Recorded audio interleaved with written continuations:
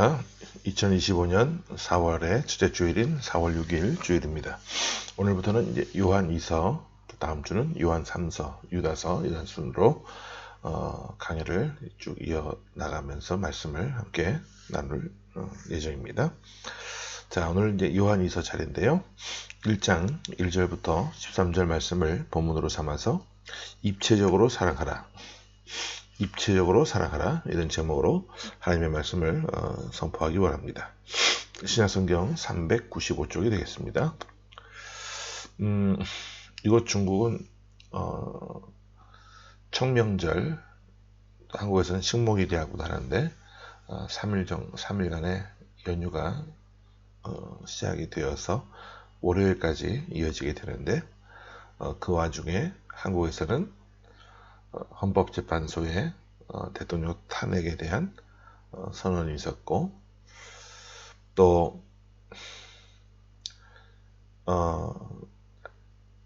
그동안 이 땅에서 한 10여 년 같이 사역을 했던 부부가 있는데 4월 18일 완전히 한국으로 귀국을 철수하는 것을 결정을 해서 주중에 함께 식사도 하고 또 조그마한 선물과 함께 전별금을 얼마 좀 보냈는데 같이 고생했던 그런 사람이었고, 또 어떻게 사역을 하며 지내온 것을 잘 알았기 때문에 그냥 보내기가 참 뭐해서 초대를 해서 함께, 짧은 시간이었지만 함께하는 그런 시간을 갖게 되었습니다.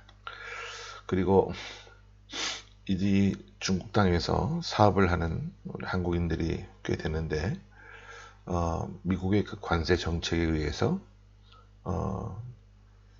다른 나라로, 예를 들어 동남아 쪽으로 공장을 이전한 그런 분들이 참 많아요. 그런데 동남아도 관세가 굉장히 많은 관세가 붙게 되어서 이분들이 뭐 중국에서 사업을 하건 뭐 동남아에서 사업을 하든 별 차이가 없으니까 지금 뭐 한 상태들이 되었어요. 그래서 이 어려운 시기를 어떻게 헤쳐나갈까 고민들을 많이 하는 와중에 있고, 또 멕시코 쪽에 진출한 분들은 관세가 제외가 되어서 그나마 숨통이 트이는 그런 상황인 것 같습니다.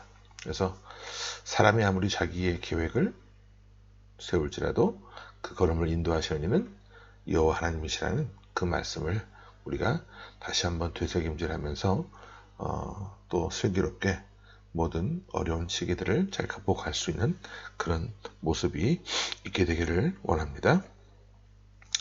자, 과거에 대가족 제도로 살 때는 집안 모든 일들이 참 복잡했습니다.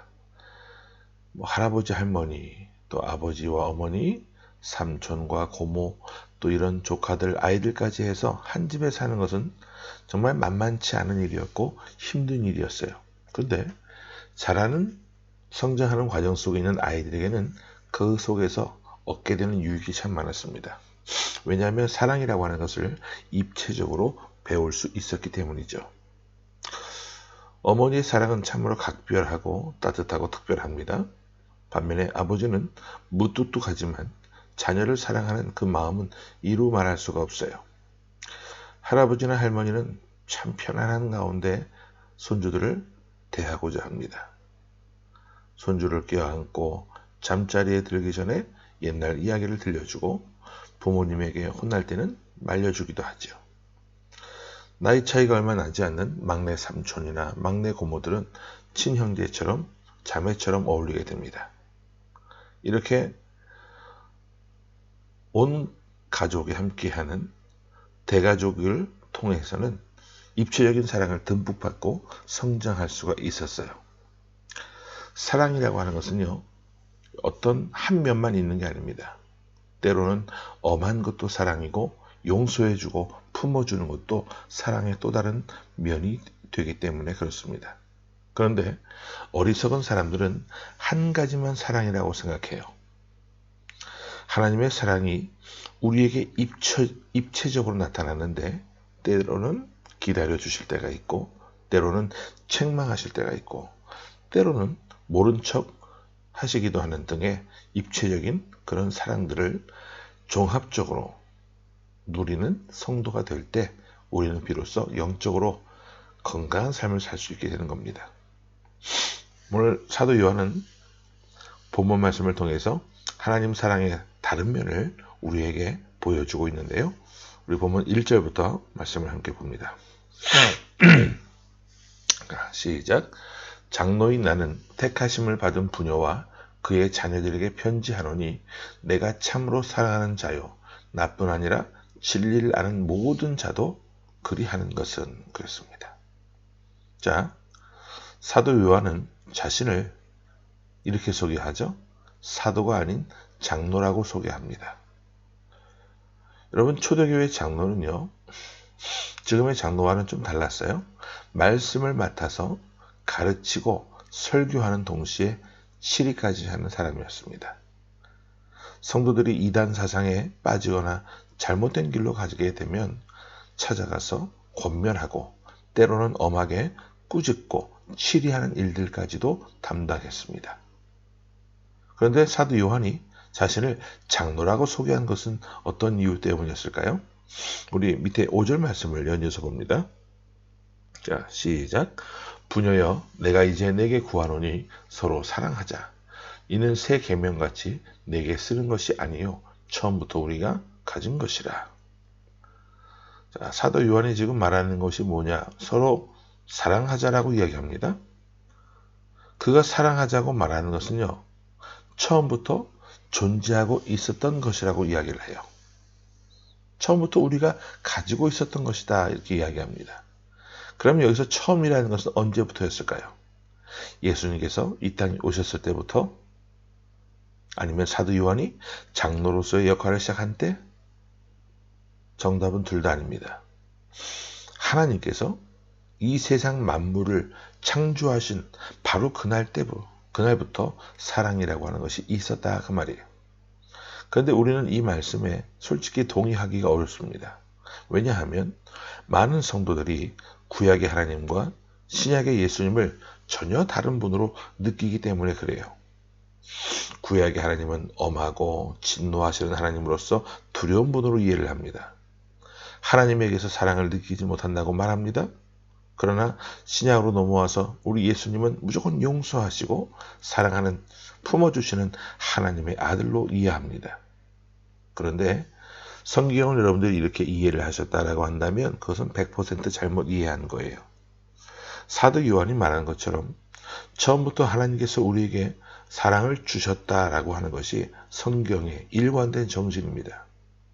하나님께서 선악과 금지 명령을 어긴 그 아담과 하와를 쫓아내실 때 가죽옷을 지어 입혀주셨어요. 또 하나님께서 소돔과 고모라를 멸하실 때도 아브라함의 그 간절한 중보기도를 들어주셨습니다. 노아 홍수 사건 이전에 하나님은 인류를 향한 그러한 죄가 난무하는 세상을 향해서도 120년을 참고 기다려 주셨어요. 여리고성을 무너뜨릴 때도 하나님은 매일 하루에 한 바퀴씩 돌게 하셨고 마지막 날 7바퀴를 돌게 하시면서 여리고성 사람들이 돌이키기를 기다리고 계셨습니다. 구약의 선지자들을 통해서 돌이키면 용서할 것이라는 메시지도 주셨고요. 하나님의 사랑은 이 세상을 창조하신 순간부터 아들 예수 그리스도를 이 땅에 보내신 순간을 지나 지금까지 이어져 오고 있습니다. 그런데 그 하나님의 사랑은 무엇을 통해서 나타나는가? 사도 요한은 또 이렇게 이야기합니다. 6절 말씀 봅니다. 자, 시작. 또 사랑은 이것이니 우리가 그 계명을 따라 행하는 것이요 계명은 이것이니 너희가 처음부터 들은 바와 같이 그 가운데서 행하라 하심이라. 사도 요한은 사랑을 정의하기를 계명을 따라 행하는 것이다라고 정의합니다. 자, 우리가 이상하게 생각할 수 있는데 사랑이라고 하면 무조건 용납하고 기다려주고 변화될 때까지 참아주는 것이라고 들었는데, 오늘 말씀에서 요한은 사랑을 계명을 따라 행하는 것이라고 이야기합니다. 여러분, 바로 이것이 사랑의 다른 측면이고 사랑을 입체적으로 바라보는 관점이에요.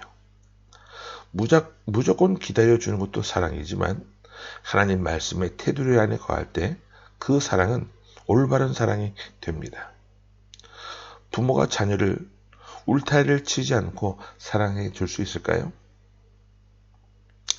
밤에 몇 시에 들어오건 어떤 친구와 무슨 일을 하든 그냥 믿고 기다려주는 것이 진정한 사랑의 모습이냐? 아니라는 거죠. 잘못된 생활 습관이 있다라고 한다면 그것을 잡아주고 울타리 안에서 선을 정해놓고 안전한 구역에서 마음껏 뛰어놀라고 하는 것이 참된 사랑의 모습 아니겠습니까? 울타리를 넘어가면 책망하는 게 부모의 사랑이에요. 엊그저께 가리키는 아이들 중에 한 꼬마 아이가 들어올 때 얼굴이 눈물 범벅이 돼서 들어와요. 그래서 너 무슨 일 있었냐 하니까 뒤에 보니까 웬 젊은 남자 한 분이 쓱 훑고 지나가더니 지나가. 보니까 그 아이의 아빠 같았어요. 이 이야기를 들어보니까 뭐 숙제를 안 했는지 휴대폰을 너무 많이 봤는지 그래서 아빠가 효자손을 통해서 자신의 손바닥을 아주 세게 내리쳤다는 거예요. 그래서 아파서 울었다는 거죠. 그래서 제가 그랬어요. 효자손은 등 가려울 때 긁는 거 아니냐? 그랬더니 아빠는 다른 말을 했대요. 어떻게 무슨 말을 했냐 아빠가 했더니 효자 만들어주는 손이 바로 효자손이랍니다. 그래서 효자 되고 손바닥을 그렇게 때렸다라고 이야기를 했다라는 거예요.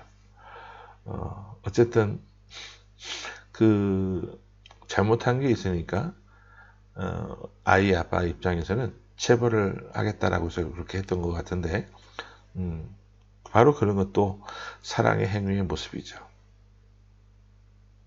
따끔한 훈육을 통해서 그 아이가 다시는 그 어떤 잘못을 범하지 않도록 똑같은 실수를 범하지 않도록 그렇게 라인을 설정해 두는 것이 바로 부모의 사랑의 모습이라는 거예요. 자, 우리 예수님도 말씀 안에서 성도들을 사랑해 주셨어요. 복음서를 보면 예수님이 불같이 화를 내신 적이 여러 번 있었죠. 그 중에 대표적인 사건이 성전을 청결하게 하신 사건입니다. 이 사건은 사람들이 보기에 따라서 성전에서 난동을 부린 것으로 볼 수도 있는데, 왜냐하면 비둘기 파는 사람들이나 양을 팔고 소를 파는 사람들의 그 상을 둘러 엎어버리시고 내쫓으셨거든요. 돈 바꾸는 사람들의 상도 뒤집어 엎으셨습니다. 사람들은 저 양반 왜 저렇게 행동하나 생각했을 수도 있을 겁니다. 하지만 예수님은 철저하게 말씀의 근거에서 행동하신 거였거든요. 무슨 말씀에 근거에 있느냐? 내 아버지의 집은 기도하는 집이라. 그런데 너희가 강도의 구려를 만들었도다. 예수님은 하나님께서는 하나님의 집을 만민의 기도하는 집이라 그렇게 일컬음을 얻기를 원하고 그렇게 말 그대로 사람들이 와서 기도하는 하나님을 찾는 구하는 그런 장소로 원하셨지만 강도의 구려를 만들었다. 그냥 돈이 되는 측면이 있다고 한다면 수단과 방법을 가리지 않고 세상에 있는 그런 사람들의 모습처럼 교회에서도 그런 모습을 보이게 되었을 때 예수님께서는 분노하셨던 것이죠. 바로 이것이 사랑의 다른 측면이고 입체적인 장면이 아니겠습니까? 여러분들은 어떻게 사랑하고 계십니까? 하나님께서 우리에게 사랑을 요청하셨는데 한쪽 면만 보고 치우쳐 있는 모습은 아닌가? 하나님 말씀을 따라서 진리의 울타리 안에서 사랑해야 한다는 것을 꼭 기억할 수 있기를 바랍니다. 요한은 또 장로로서 교회 안에 있는 성도들을 지켜야 할 의무가 있었어요. 교회 안에 들어온 이단들을 이렇게 정의하는데, 자, 7절을 봅니다. 자, 시작. 미혹하는 자가 세상에 많이 나와나니 이는 예수 그리스도께서 육체로 오심을 부인하는 자라. 이런 자가 미혹하는 자요 저 그리스도니. 지난주에도 영지주의에 대한 말씀을 드렸는데, 사도 요한 당시에요, 이 영지주의에 빠진 이단들이 참 많았습니다. 그들은 예수님께서 육체를 입고 이 땅에 오셨다라고 하는 그 사실 자체를 받아들이지 않아요. 그래서 교회는 이들을 말씀에 근거해서 이단으로 규정하게 되는데, 교회 안에 있지만 이단에게 미혹되어서 돌이키지 않는 자들을 사도 요한은 또 이렇게 대하라고 이야기합니다. 우리 10절과 11절 보고 정리합니다. 자, 시작. 누구든지 이 교훈을 가지지 않고 너희에게 나아가거든 그를 집에 들이지도 말고 인사도 하지 말라. 그에게 인사하는 자는 그 악한 일에 참여하는 자입니다. 앞에서는 서로 사랑하자라고 이야기해놓고 여기서는 집에 들이지도 말라. 그와 인사하는 사람은 그 악한 일에 참여하는 자다. 여러분, 어떻게 보면 이율배반의 모습이 아닌가 생각이 될 수도 있어요. 하지만 그렇지 않아요. 사도 요한은 장로로서 교회를 지키고 성도를 보호하기 위해서 계명을 따르지 않는 사람들, 하나님의 말씀을 지키지 않는 사람들은 단호하게 책망하고 잘라냈습니다. 바로 이런 모습 또한 사랑임을 우리는 기억해야 돼요. 여러분, 사랑은요, 감정으로 하는 게 아니에요. 양심으로 하는 것도 아닙니다. 사랑이라고 하는 것을 감정에 따라 하게 되면 기복이 있기 때문에 기준이 없어요. 상황 따라, 분위기 따라 흔들릴 수밖에 없는 겁니다. 그런데 우리가 사랑을 할 때 하나님의 말씀을 기준으로 하게 되면 우리가 이웃을 사랑하는 것도, 교회를 사랑하는 것도, 이 세상을 품고 섬기는 것도 말씀을 기준으로 삼아서 감당하기 때문에 흔들릴 이유가 없게 됩니다. 바라기는 오늘 이 말씀을 통해서 우리가 입체적인 사랑의 모습을 한쪽 면만 보는 것이 아니라 사랑의 또 여러 다른 모습들을 보고 깨달을 수 있는 모습이 되게 해달라고 기도하실 수 있기를 바랍니다.